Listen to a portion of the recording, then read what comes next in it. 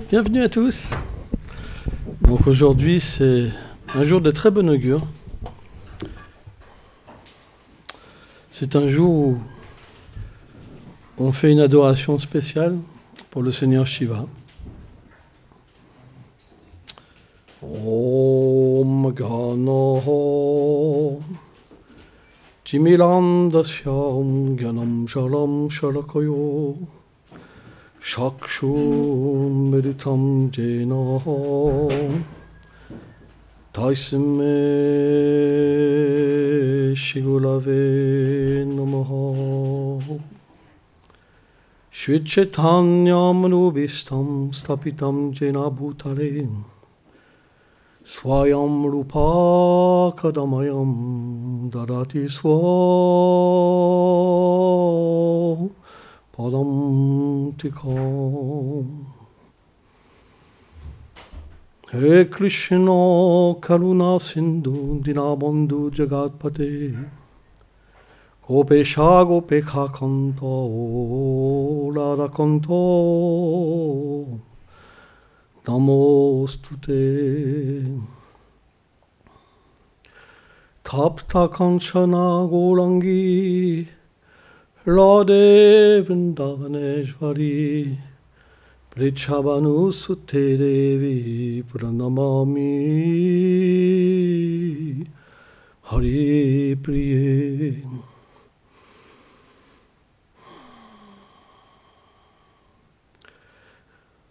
Namo Mahavanyanya Krishna Prema Pradayate Krishnaya Krishna Chaitanya Namne Golot Vitse Namaha Jaya Shri Krishna Chaitanya Prabhu Nityanando Shri Advaita Gadadara Shivasadi Gaur Bhakta Vrindo. Hare Krishna, Krishna Krishna, Hare Hare, Hare Rama, Rama Rama, Hare Hare. Prindaye Tulasi Devai, Priyaye Keshava Sacha, Krishna Bhakti Pratidevi, Satyavatye Namo Namaha. Vanchakalpatarubhyacha, Kripa Sindhubhyahe Vacha. Pachitanam Pavanebhyo Vaishnavebhyo Namo Namaha. Namo Om Vishnu Padaya Krishna Prestaya Bhutale Srimate Bhakti Vedanta Swaminiti Namine.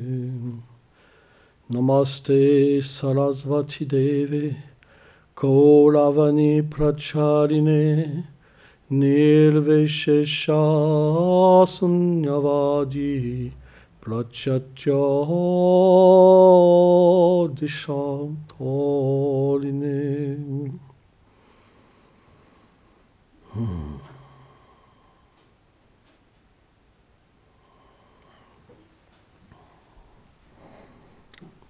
La position de Shiva, Shiva Tattva, est assez difficile à déterminer. En fait, le Seigneur Brahma, dans la Brahma Samhita, il explique que du lait, on peut faire du caillé, mais du caillé, on ne peut pas faire de lait. De la même manière, c'est expliqué quand le Seigneur suprême, Narayan, dans sa manifestation de Mahavishnu, Karanadakasho Vishnu, lorsqu'il manifeste tous les univers et qu'il entre dans chaque univers en tant que Garbhokasha et Vishnu, et qu'il imprègne la nature matérielle des êtres vivants, ce regard, en fait, c'est la manifestation de Shiva. C'est pour ça qu'on dit que Shiva est le Père. En fait, le Seigneur Shiva n'est ni un jiva ordinaire, une âme ordinaire, ni directement le Seigneur suprême. Il est une catégorie entre les deux, c'est expliqué. C'est ce qu'on appelle le Shiva Tattva. Ça veut dire que le Seigneur se manifeste dans une position d'être son propre dévot. C'est pourquoi que dans tous les divertissements où le Seigneur apparaît, Shiva est toujours présent. Par exemple, il vient en tant qu'Hanuman dans les divertissements de Ram. Il vient en tant que Gopishvar dans les divertissements de Radha et Krishna. Et en tant que Vasudev Krishna, par exemple, il vient en tant que Bhima. Il y a plein de formes. En fait, Shiva prend plein de formes pour servir. C'est un principe. Il y a une histoire pour expliquer cela. C'est l'histoire avec Daksha.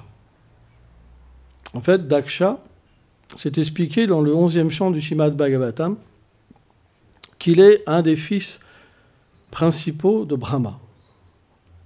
En fait, lorsque le Seigneur manifeste tous les univers et qu'il vient sous cette forme de Gabor Kashai Vishnu dans chaque univers, c'est expliqué de son corps se manifeste un océan qu'on appelle Garbhodak. Il repose dessus sur un serpent divan qu'on appelle Anantashesha. Et de son nombril, pareil au lotus, pousse une tige avec un lotus. En fait, dans cette tige, il y a 14 systèmes planétaires. Tous les systèmes planétaires, il y a 14 systèmes. Au milieu, c'est la Terre. Il y a des systèmes planétaires inférieurs et supérieurs, jusqu'à la plus haute planète qu'on appelle Brahma. Donc tous ces univers, toutes ces planètes, ces dweeps, sont en fait manifestés dans cette tige. Et le premier être qui apparaît, c'est Brahma. C'est pour ça qu'on dit que Brahma, il n'a pas eu besoin ni de père ni de mère. Il apparaît directement du Seigneur suprême.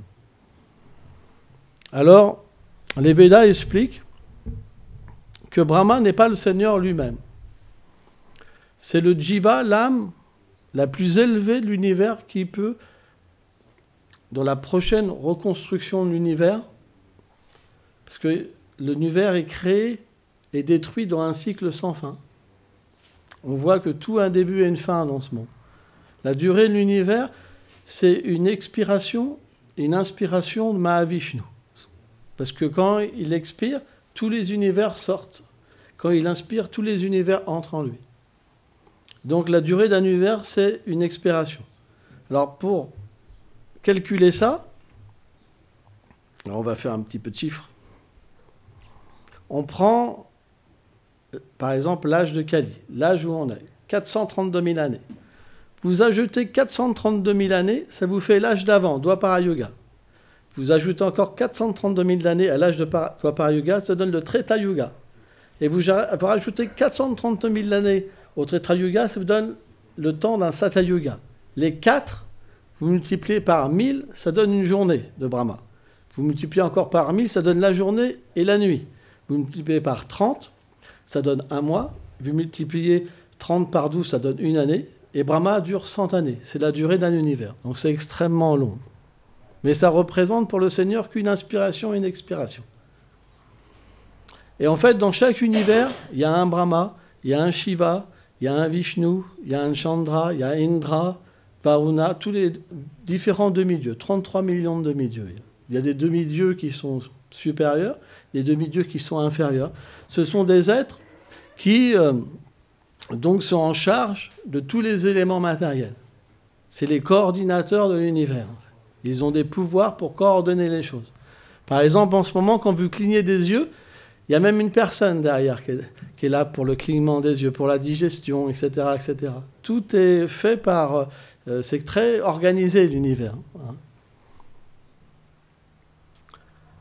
Et donc, Shiva a sa place en tant que Rudra dans chaque univers. Mais ce n'est pas la forme originelle de Shiva. C'est qu'une manifestation partielle. En fait, la forme une des formes les plus complètes de Shiva, c'est Sadashiva. En fait, au-delà des univers matériels, des milliards d'univers matériels qui reposent sur l'océan Karana, que les bouddhistes appellent le nirvana, en fait, cet espace, en fait, d'un lac spirituel, hein, où c'est une comment on peut dire, coagulation d'âmes, en fait. C'est que des petites âmes qui sont coagulées ensemble, qui sont dans un état de sommeil divin. En fait. Et bien, au-delà de tous ces univers, il y a une planète qu'on appelle Shivaloka. Et cette planète est quelque chose d'inconcevable. Alors, on va en parler un petit peu. Hein.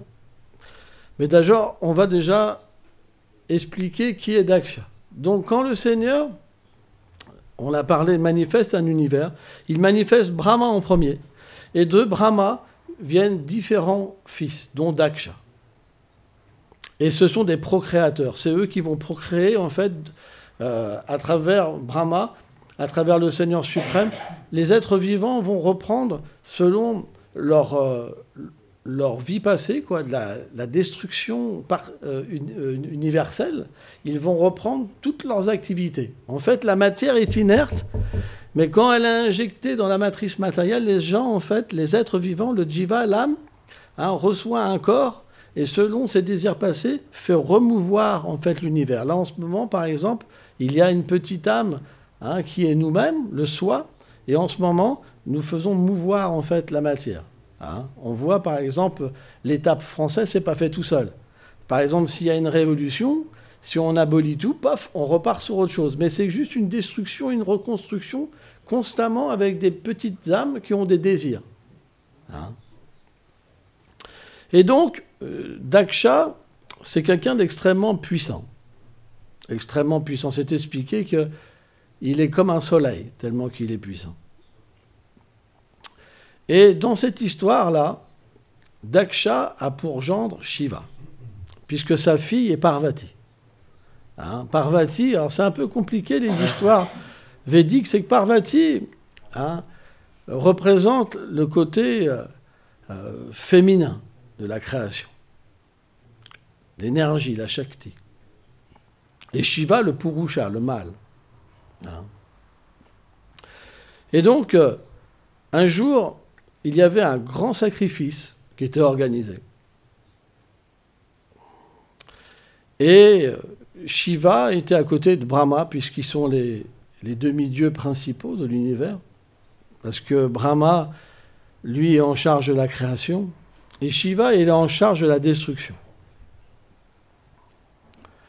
Et donc, quand Daksha est arrivé, puisqu'il était extrêmement puissant et respecté de tous, tous se sont levés, sauf Brahma, puisque Brahma, il est le père de Daksha, le gourou de Daksha. Le corps de Brahma, il est constitué des Védas personnifiés. Et d'ailleurs, sur la planète de Brahma, à Satyaloka, il y a une manifestation du Seigneur suprême, hein, qui constamment énonce les Védas. Et Brahma, constamment, en tant que le fils, écoute la connaissance transcendantale. Et donc, quand Daksha est venu et qu'il a vu que Shiva ne s'était pas levé, il est entré dans une colère. Parce que Daksha n'est pas un pur dévot. Il est situé dans l'action intéressée. Intéressé, ça veut dire lié avec le conditionnement matériel. Quand c'est lié au conditionnement matériel, ça veut dire qu'on a une forme d'orgueil, une forme de désir, de position, etc., etc. Et même sur les sphères très avancées, et même les demi-dieux rencontrent parfois des problèmes d'orgueil. Et donc, il a commencé à prendre la parole en colère. Il dit « Regardez, regardez-le, Shiva. Il n'a que de nom de bon augure que son nom. » Parce que Shiva, ça veut dire celui qui est le bon augure personnifié. Hein? Rien que le fait, c'est expliqué, de prononcer le nom Shiva, on détruit tous ses péchés. tous les résultats de ses actes passés. Juste de dire une fois Shiva. Et tout le bon augure vient. Et le Daksha, il dit comme ça, « Ne croyez pas que je suis envieux. » Ça, c'est déguisé. « Ne croyez pas que je suis en colère et que j'ai une mauvaise intention en disant cela. Mais il faut que je dénonce cette personne qui n'a de bon augure que son nom. » Et il a commencé à faire une description de Shiva qui n'était pas vraiment correcte. Il dit, regardez ma fille qui est mariée avec lui. Elle a des yeux de biche. Mais lui, il a des yeux de bouc. Il a des cendres des crématoires sur lui. Il a des guirlandes, les os. Comment ai-je pu marier ma fille à un tel être qui ne me respecte pas? Il ne respecte même pas l'étiquette védique. Et en fait, Shiva s'est expliqué qu'il porte toujours le Seigneur dans son cœur. Le Seigneur Krishna dans son cœur, Vasudeva. Constamment, en fait, Shiva médite sur la forme éternelle de Krishna. C'est expliqué, les textes expliquent ça. Et il était impassible, il ne bougeait pas, parce qu'il méditait sur le Seigneur suprême. Et comme il disait rien, Daksha, il s'est encore plus énervé. Et il a commencé à maudire les gens qui adoraient Shiva dans le futur. Qu'ils seraient des athées. Qu'ils l'imiteraient. Parce que c'est expliqué qu'un jour, les demi-dieux et les démons, alors il y a une classe au-dessus des planètes intermédiaires comme la nôtre. Il y a des demi-dieux sur les planètes héléniques, mais aussi des démons qui sont extrêmement puissants. Et parfois, ils se font la guéguerre. Et une fois, ils ont fait une trêve pour barater l'océan de lait, pour en extraire du nectar d'immortalité. Ça, c'est une grande histoire. Hein. Et parfois, il y a des petites gouttes sur Terre qui tombent de ce nectar. C'est ce qui donne les Kumbh Mela, en fait. On voit des millions d'Indiens viennent pour se baigner à une telle heure parce que des gouttes de nectar tombent, en fait, sur la Terre. Et donc, la première chose qui est sortie, après qu'ils aient mis différentes herbes et qu'ils ont commencé à barater, alors c'est une longue histoire, je ne vais pas la raconter parce que c'est assez rigolo même, mais c'est un autre sujet. Pour ça, il me faudrait 3 heures au moins pour faire la classe. Mais en premier, il est sorti un poison très violent qui pouvait détruire l'univers entier, tellement qu'il était nocif. Et c'est expliqué qui a sauvé l'humanité, c'est Shiva. Shiva, par son pouvoir mystique, il a réduit le poison dans une toute petite quantité dans la paume de ses mains, et pour qu'il ne puisse déranger personne, alors il l'a bu. Mais puisqu'il avait le Seigneur dans son cœur, c'est expliqué qu'il a réfléchi une fois qu'il a bu, ça peut déranger en fait le Seigneur qui est dans mon cœur. Et à ce moment-là, il a bloqué le poison au niveau de son cou. C'est pourquoi le cou de Shiva est bleu en fait. Et donc, Daksha, il a dit, ça deviendra simplement des drogués. Ils boiront du vin en disant que c'est le nectar. Donc bref, il a donné plein comme ça de malédictions. Et là, les serviteurs de Shiva, ils ont pris parti en fait de Shiva. En commençant à maudire les brahmanas. Que les brahmanas finalement perdraient toute leur qualité, ils seront simplement addicts de l'action intéressée. Ils ne verront plus la vérité. Parce que brahmana, ça veut dire celui qui voit le brahman partout. C'est pour ça que dans cet âge, en fait, beaucoup de brahmanas naissent dans des familles de brahmanas, mais n'ont pas les qualités brahmaniques. Ça vient, en fait, de la malédiction. Et là, quand Shiva a vu ça, en fait, il a quitté l'assemblée, parce qu'il était morose. C'est expliqué que Shiva, il est au-delà de la malédiction, des bénédictions. Il transcende la nature matérielle.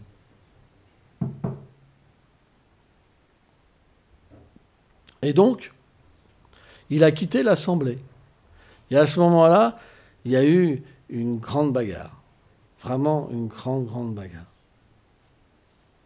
Et donc, les serviteurs de Shiva, ils ont voulu châtier les brahmanas. Et à ce moment-là, Bhrigu Muni, qui est un des fils directs de Brahma, Bhrigu Muni, il a lancé un mantra dans le feu. Et à partir de là, des milliers en fait, de guerriers sont apparus. Et là, les serviteurs de Shiva se sont enfuis.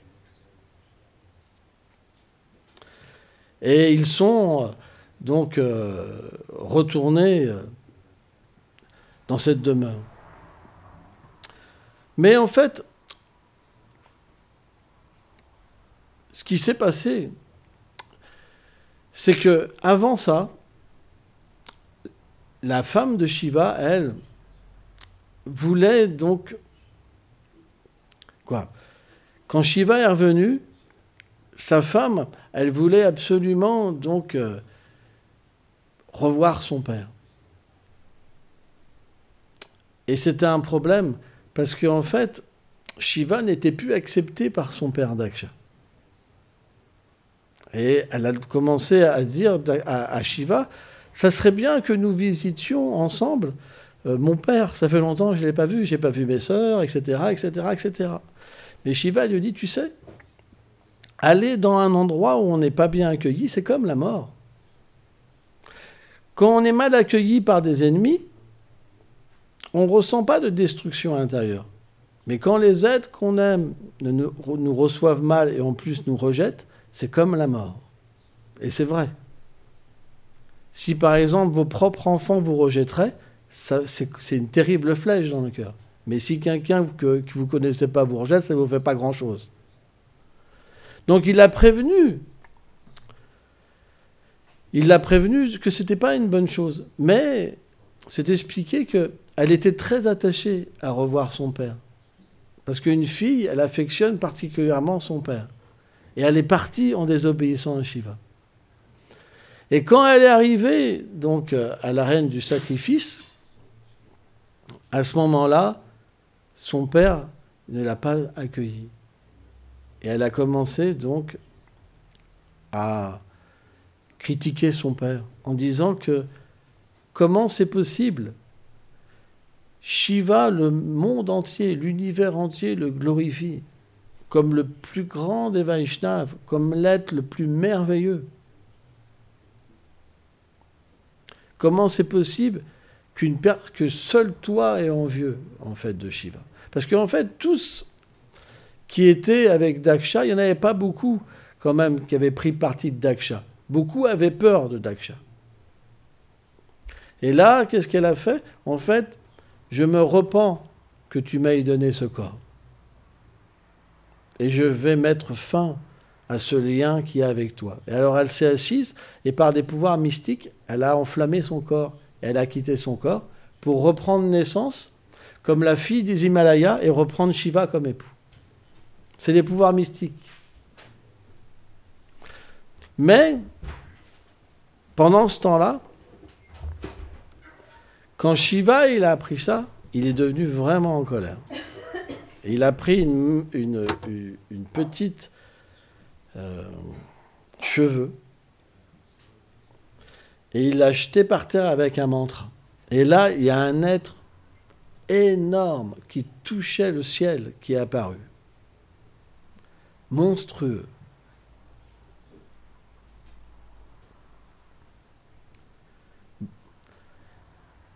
Il avait un trident. Et il était une manifestation de la colère de Shiva. Et là, Shiva, il lui a dit, puisque Daksha a perdu, en fait, sa tête, il est comme un animal. Il n'a plus une conscience de Deva, de demi-dieu. Il mérite d'avoir une tête de chèvre.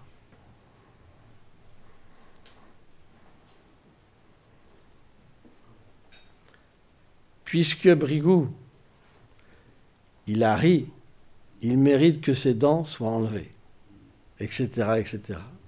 Donc chacun y avait un châtiment. Et alors à ce moment-là, Vilabhadra et toute l'armée de Shiva donc, a été à la rencontre de Daksha. Et là, c'est expliqué que le ciel est devenu complètement noir.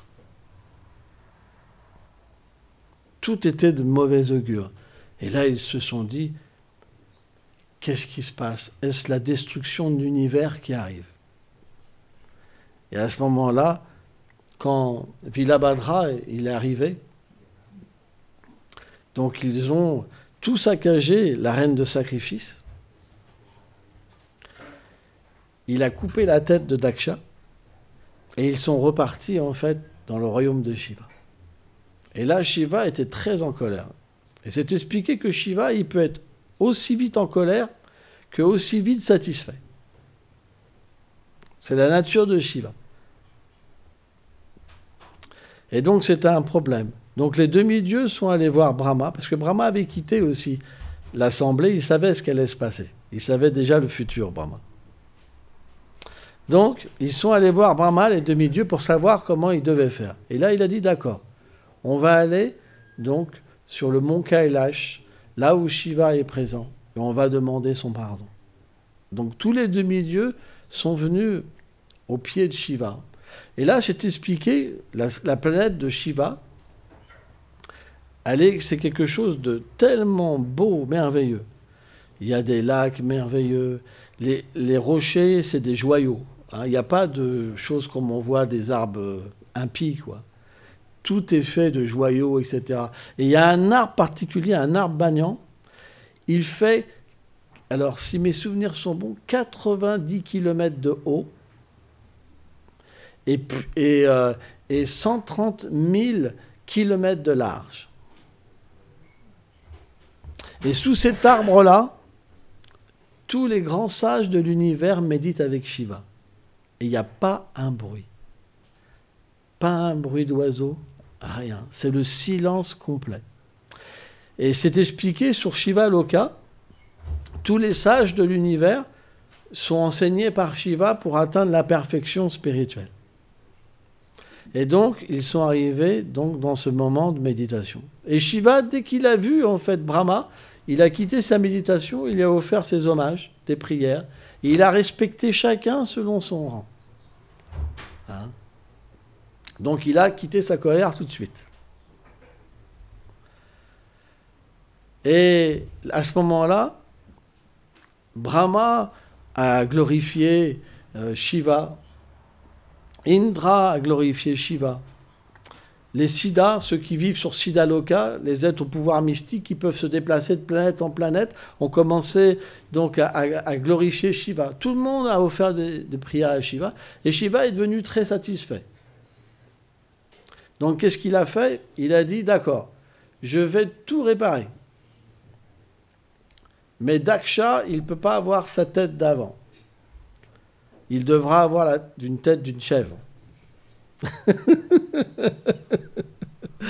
Et bon, bref, il a donné différentes bénédictions pour que les choses qui ont été de mauvais augure soient réparées, mais qu'ils aient quand même une punition.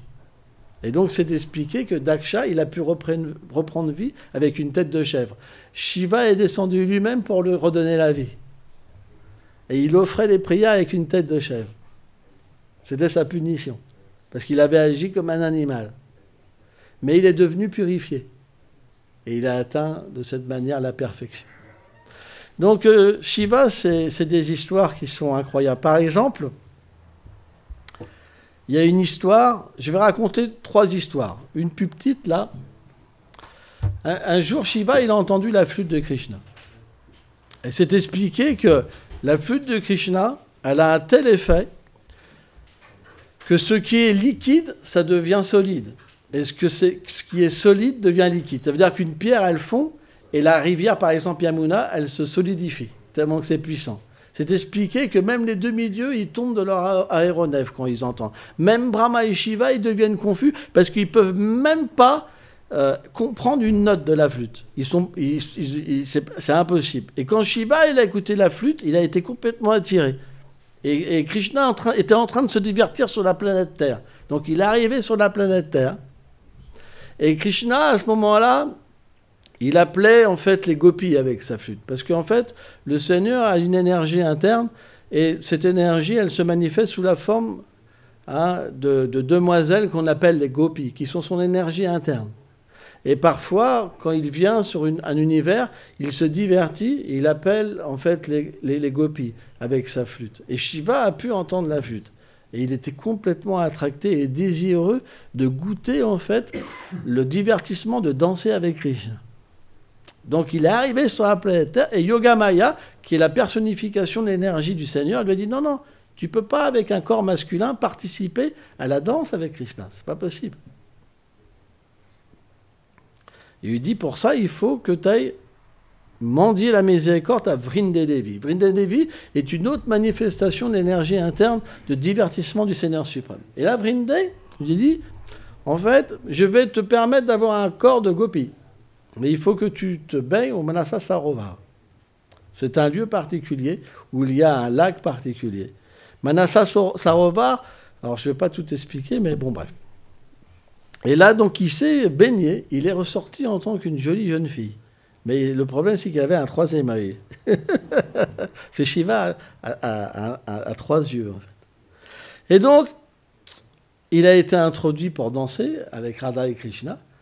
Et après un moment, Krishna a dit « Oh, Lalita !»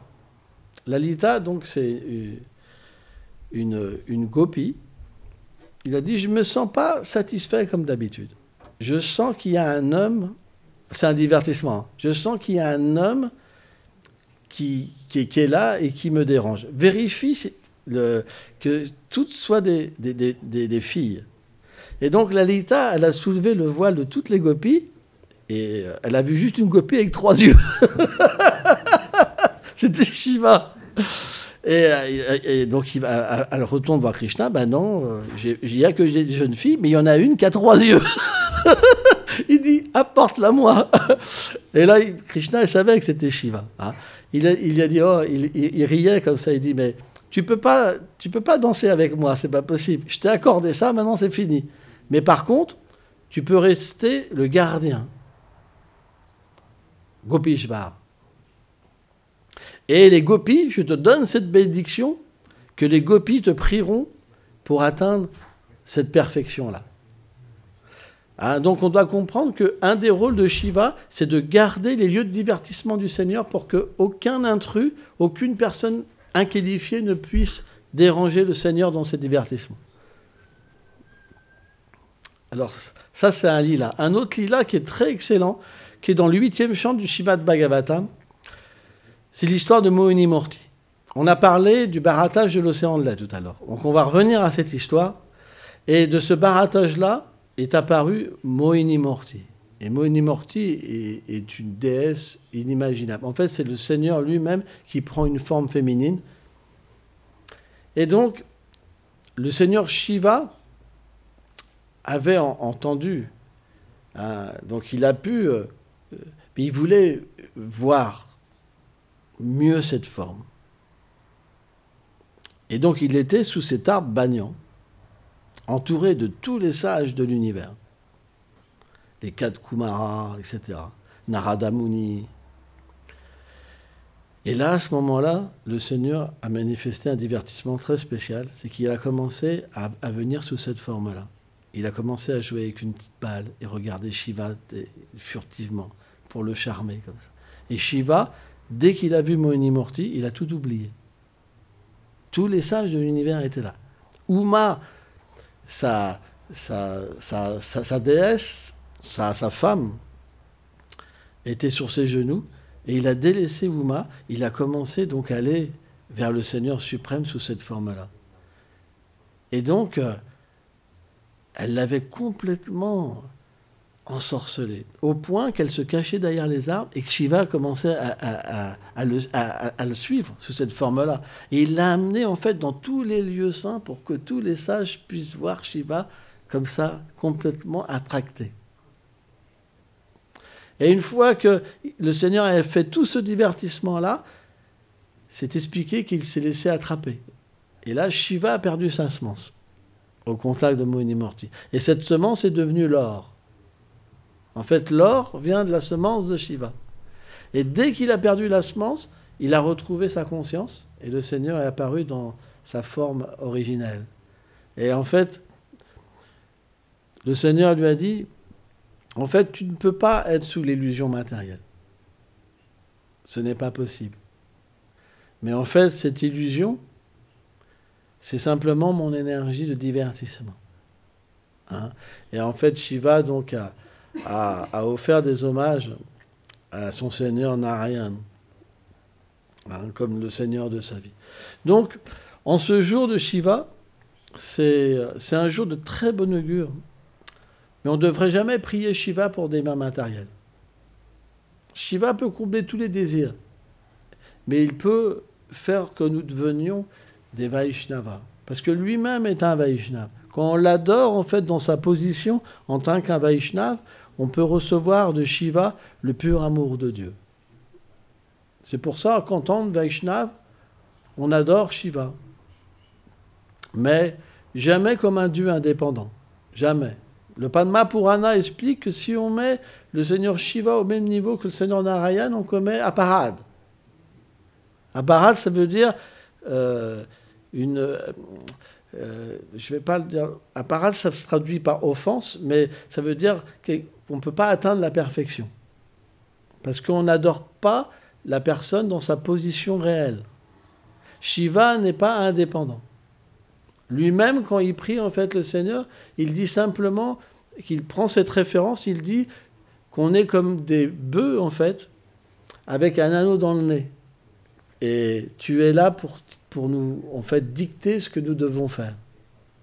C'est la nature de Shiva. C'est pour ça que si on adore Shiva tel qu'il est, on obtient une grande miséricorde. Très grande miséricorde. Mais si on adore Shiva en tant qu'un seigneur indépendant, à ce moment-là, on reste une âme conditionnée. Hein. C'est pour ça, ici, par exemple, on adore Shiva en tant que Gopishvar, en tant que Nandishvar aussi.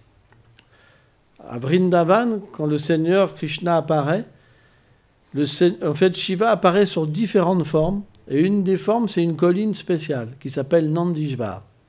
C'est une colline qui nous est très chère, parce que le Shiva, il prend cette forme pour que Krishna marche avec ses pieds sur sa tête, en fait. Et que tous ses associés, également, marchent aussi sur sa tête. Hein. Donc voilà, aujourd'hui, c'est un jour très bon augure. Donc, prions Gopishvar Mahadev, Nandishvar Mahadev, de nous donner, en fait, la pure dévotion pour Radha et Krishna. Fais un petit bhajan.